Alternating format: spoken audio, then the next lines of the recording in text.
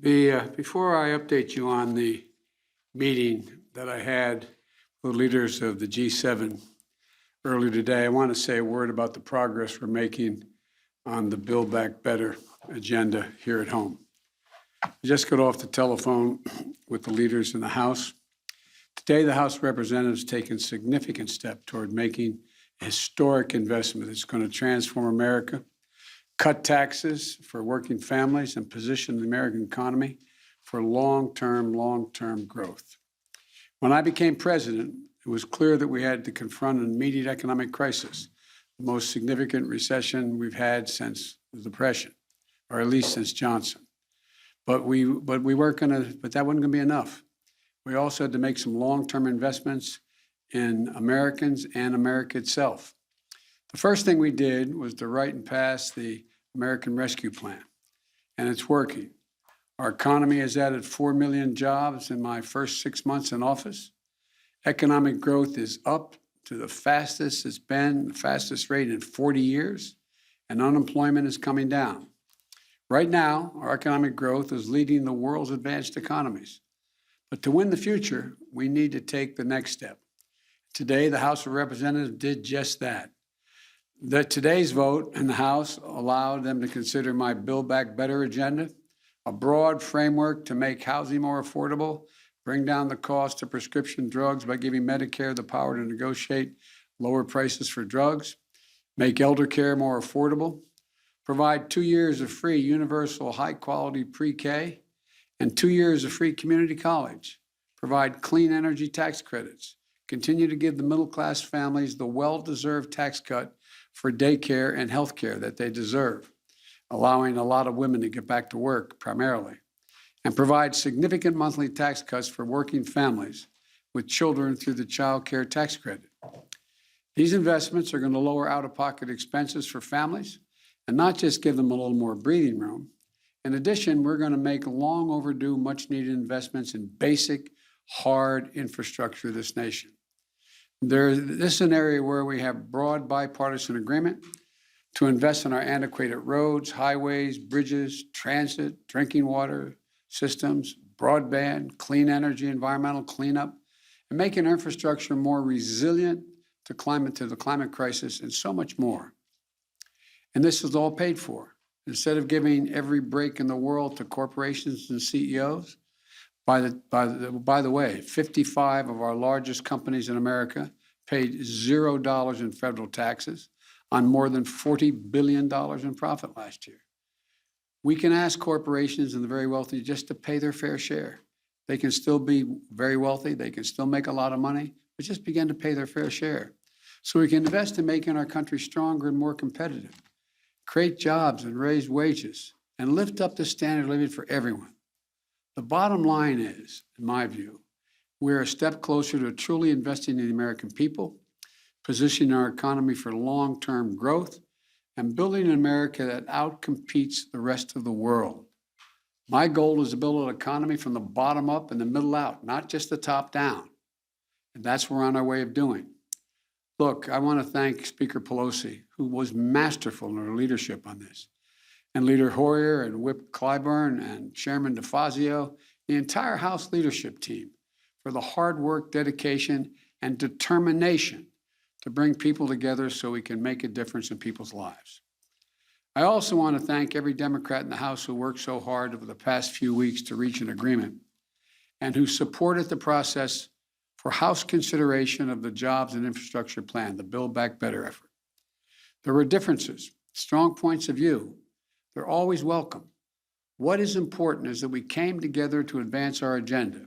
And I think everyone who did that, I think everyone who did it was there. Look, I also want to thank everyone who voted to support the John Lewis Voting Rights Act. You know, it's an act to restore and expand voting protections, to prevent voter suppression, and to secure the most sacred of American rights, the right to vote freely, the right to vote fairly, and the right to have your vote counted. The House is active. The Senate also has to join them to send this important bill to my desk. And the Senate has to move forward on the People's Act, critical legislation to protect our democracy and the right to vote. We need both of those election bills. But let me now turn to Afghanistan. I've met this morning with my counterparts in the G7, as well as heads of the United Nations, NATO, and the European Union. I express my thanks for the solidarity we have seen as we've stood up an unprecedented global effort. I updated our partners on the significant progress we made in the past 10 days.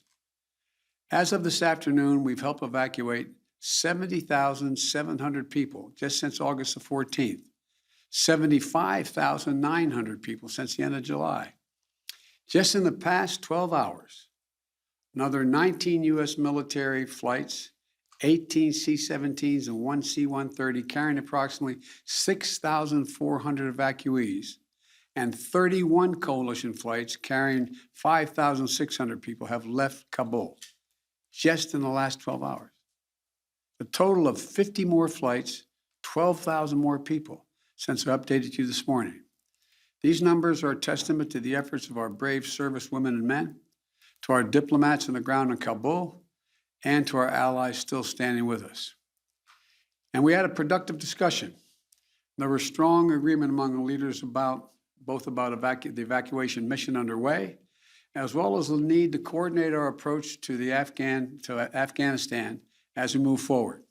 First, on evacuation, we agreed that we will continue to our close cooperation to get people out as efficiently and safely as possible. We are currently on a pace to finish by August the 31st. The sooner we can finish, the better. Each day of operations brings added risk to our troops. But the completion by August 31st depends upon the Taliban continuing to cooperate and allow access to the airport for those who we're transporting out and no disruptions to our operations. In addition, I've asked the Pentagon and the State Department for contingency plans to adjust the timetable should that become necessary. I'm determined to ensure that we complete our mission, this mission. I'm also mindful of the increasing risks that I've been briefed on and the need to factor those risks in. They're real and significant challenges that we also have to take into consideration. The longer we stay, starting with the acute and growing risk of an attack by a terrorist group known as ISIS-K, an ISIS affiliate in Afghanistan, which is a sworn enemy of the Taliban as well. Every day we're on the ground is another day we know that ISIS-K is seeking to target the airport and attack both U.S. and allied forces and innocent civilians. Additionally, thus far, the Taliban have been taking steps to work with us so we can get our people out. But it's a tenuous situation. We're already had some gunfighting break out. We run a serious risk of it breaking down as time goes on. Second, the G7 leaders and the leaders of the EU, NATO, and the UN all agreed that we will stand united in our approach to the Taliban. We agreed the legitimacy of any future government depends on the approach it now takes to uphold international obligations, including to prevent Afghanistan from being used as a base for terrorism. And we agreed that none of us are going to take the Taliban's word for it. We'll judge them by their actions, and we'll stay in close coordination on any steps that we take moving forward in response to the Taliban's behavior. At the same time, we renewed our humanitarian commitment to the Afghan people and supported a proposal by the Secretary General Guterres of the United Nations-led international response with unfettered humanitarian access in Afghanistan. Third, we talked about our mutual obligation to support refugees and evacuees currently fleeing Afghanistan. The United States will be a leader in these efforts, and we'll look to the international community and to our partners to do the same. We're already seeing our allies' commitment. They're bringing to their countries the Afghans who served alongside their forces as translators or in their embassies, just as we're bringing to the United States those Afghans who worked alongside our forces and diplomats. We're continuing that effort. We're conducting thorough security screening in the intermediate stops they're making for anyone who is not a U.S. citizen or a lawful permanent resident of the United States. Anyone arriving in the United States will have undergone a background check. And we must all work together to resettle thousands of Afghans who ultimately qualify for refugee status. The United States will do our part, and we are already working closely with refugee organizations to rebuild a system that was purposely destroyed by my predecessor. Finally, we agreed to stay vigilant against terrorist threats that have metastasized around the world. We went to Afghanistan with our allies in 2001 for clear reasons. One, to get the people who attacked us on 9/11 and to get Osama bin Laden, and to make sure that Afghanistan was not used again as a base from which to attack the United States or our allies. We achieved that objective. We delivered justice to bin Laden more than a decade ago. But the current environment looks very different than it did in 2001. And we have to meet the challenges we face today. We run effective counterterrorism operations around the world, where we know terrorism is more of a threat than it is today in Afghanistan, without any permanent military presence on the ground. And we can and will do the same thing in Afghanistan with our over-the-horizon counterterrorism capability. Cooperation with our closest partners on our enduring counterterrorism mission will continue to be an essential piece of our strategy. In short, we all of us agreed today that we're going to stand shoulder to shoulder with our closest partners to meet the current challenges we face in Afghanistan, just as we have for the past 20 years.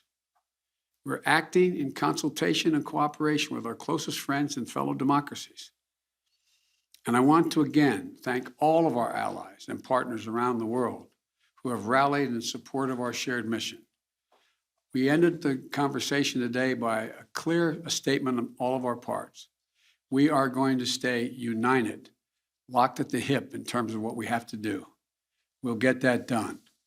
And tomorrow, I've asked Secretary Blinken to give you an update and a detailed report on exactly how many Americans are still in Afghanistan, how many have gone out, and what our projection is.